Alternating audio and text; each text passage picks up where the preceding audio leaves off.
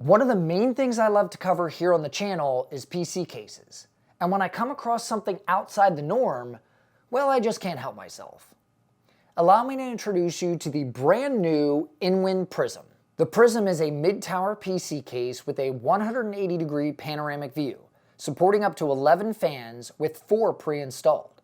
It also comes with an RGB controller and a built-in handle for easy portability. It's easy to see how they came up with the name. The side glass is a combination of 3 two-way mirrors. When you power on the PC, that's when the magic happens. And these are just a few of the features that really sold me on the case. I won't hide it. I'm impressed.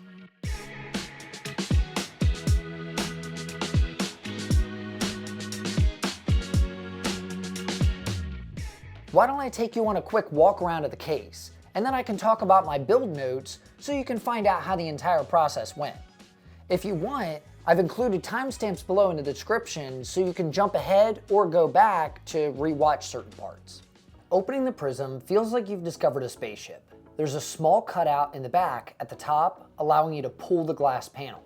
It'll pop open, hinge out slightly, and then just lift away. Inside is very spacious.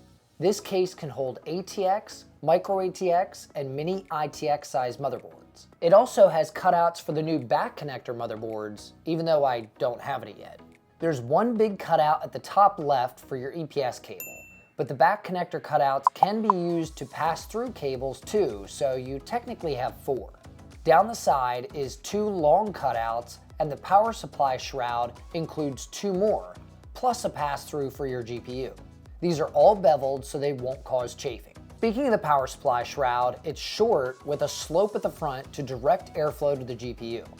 If you look closely, there's an RGB strip following the shape of the shroud. They give you another one mounted at the top for more light to shine down from above. The power supply shroud has one more secret, but I'll wait till we get to the back to cover it. The Prism has plenty of fan mounting options, as you can see. The front can fit 3 120 or 140 millimeter fans. The top can fit 3 120s or 2 140s, and the rear can fit a 120 as well.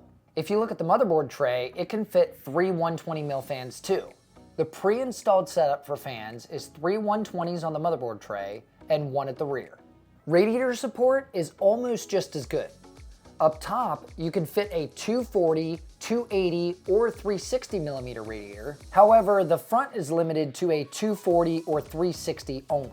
The motherboard tray can also fit a 240 or 360 millimeter radiator as well. While I'm in the build area, why don't I cover the dimensions? The max CPU air cooler height is 175 millimeters.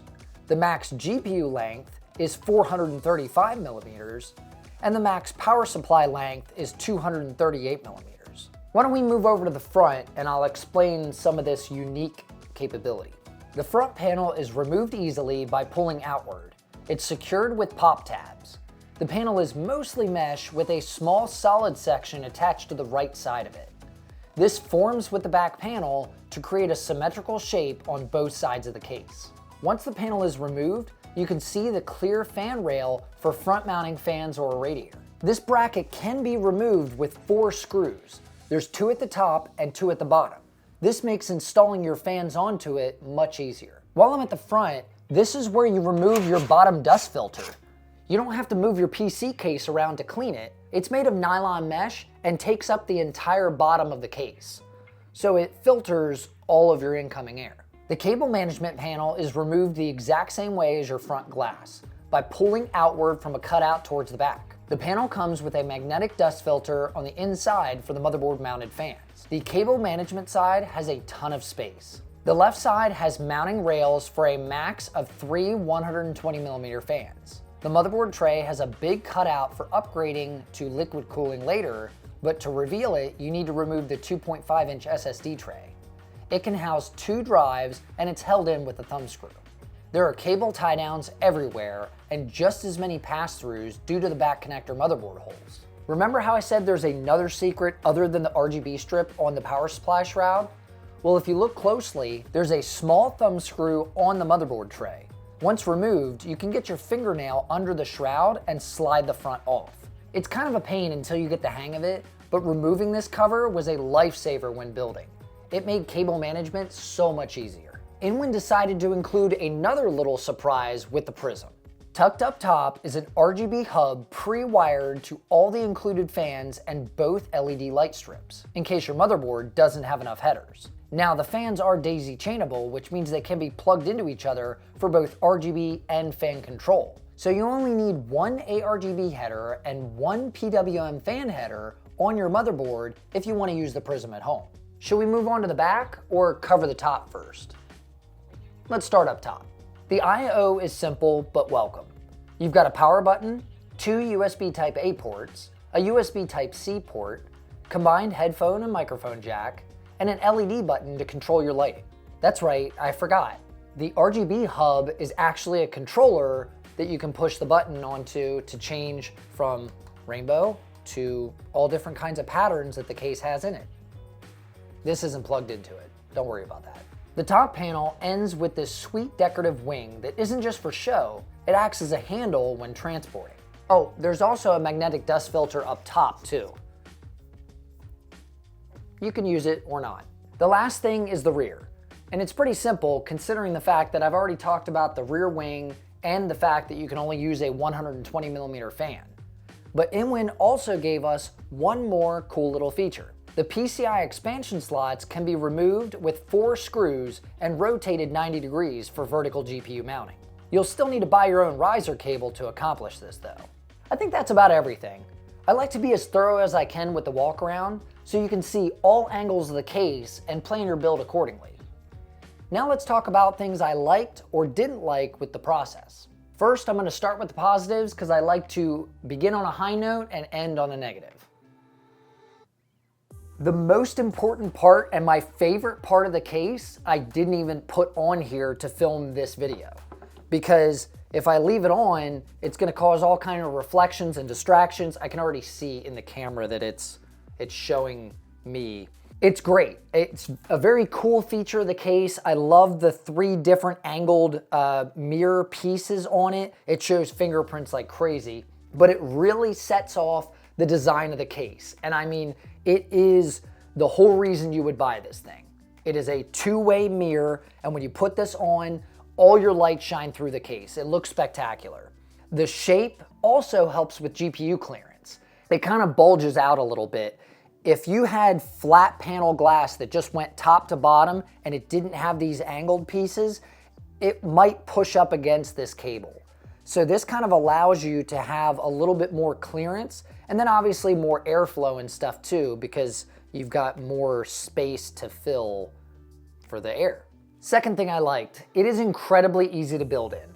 It's a great size. It wasn't hard to build in. You have a lot of cable management space in this. I don't know what the exact number is, but this has just enough, I would say. I mean, I didn't have any points that I was like, I can't get a cable in here. I'm even using cable extensions for both the 24-pin power connector and the EPS connector, and they have plenty of space too. Sometimes when you use cable extensions, it takes up more space in your cable management area, and then you have to kind of shove side panels on. But it was great. Tons of cable management space, very easy to build in. Another favorite, the RGB hub in the back. I think that's a great idea. When you include fans that are RGB controlled in a case, I think it should always come with a hub, because not everybody's motherboard has 4 or 5 different headers to be able to connect to. Not only did they include the hub with the controller on top to be able to press the button and change your designs, but they also had it daisy chainable. The fans can be plugged together to connect to. I'm not using those fans. This is actually the perfect time to kind of segue into, hold on. These are the fans that are in my case. This is InWin's Lynx fans. It's LYNX. They sent some of these over for me to use, so I figured why not just populate the entire build with it, and I'm so glad I did. If you're looking to buy this case, if this is something you want to build in, get the Lynx fans. They're totally worth it. It's just like a lot of the other new companies that are coming out with fans now. They're daisy chained together. They're not magnetic. They're actually like a mechanical lock-in. Magnets lose magnetism over time. So, I mean, I guess once you put it into the case and they're all screwed down and everything, it really doesn't matter. But these are USB-C connections between the fans, and you literally just press them together and then it makes a mechanical connection. So it's just a USB-C connection. I have it running from this fan up to the top fans here. They connect straight across to each other. Then there's another cable that comes out of that fan. I have it running down the side of the channel into the bottom of these 3 fans, and then I have it come out the front fans and into the controller in the back. Oh, but back to the RGB hub, I think it's also neat because they give you the 3 fans in the motherboard tray, the fan here, and you have the RGB strip, and then you have the RGB strip above shining down. So all that RGB needs to be plugged into something. It's just easier to have it all in the back there, plug it all right into the controller, and then you can either control it through the case or plug it directly in your motherboard. My favorite feature of the case is the power supply shroud. I absolutely love the fact that this front cover comes off. I didn't think I would enjoy this as much as I did. Oh, and the last thing that I really liked, since I'm talking about cabling and cable management and stuff like that, all the cables in the case are black, even the HD audio cable. A lot of times, companies will leave those wires different colors, like the ugly rainbow connections. This is all black. Thank you, InWin. That is absolutely worth it. When you're dealing with this kind of a caliber of a case, this price range, you definitely need to pay attention to things like that. Now, not everything is perfect, and of course, I always seem to find negatives with the case.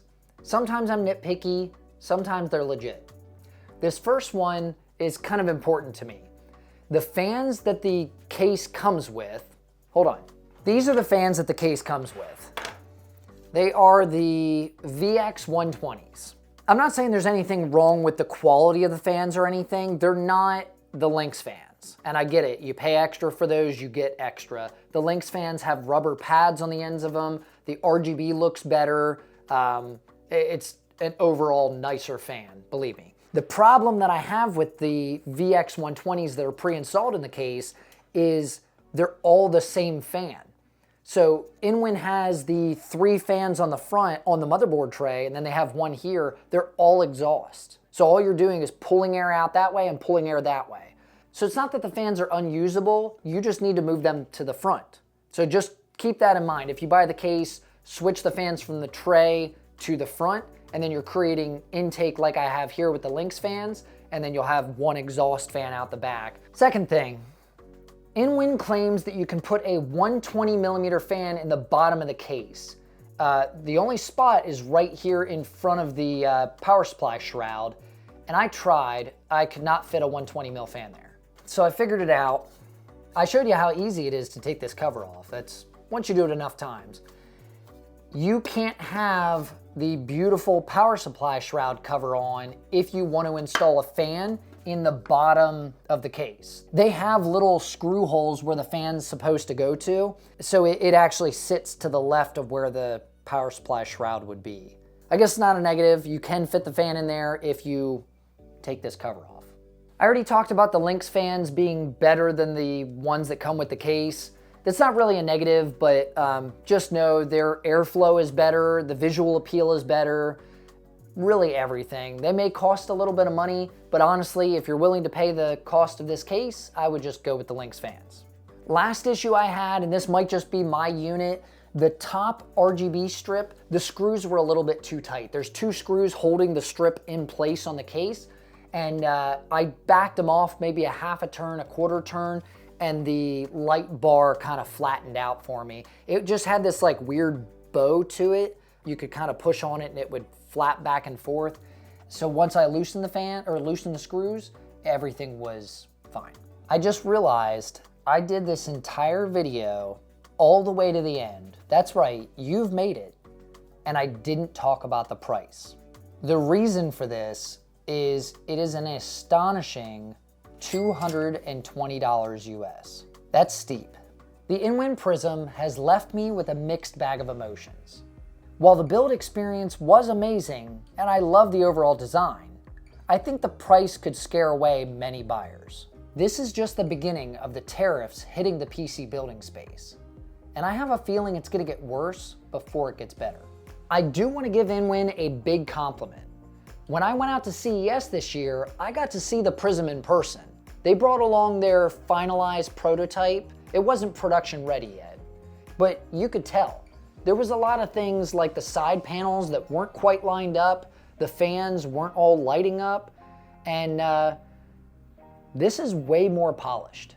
I think they've done a great job bringing it all together, producing something that's absolutely breathtaking. Is it worth the price tag? That'll be up to you. But I really enjoyed building in it, and I think the design is something truly unique.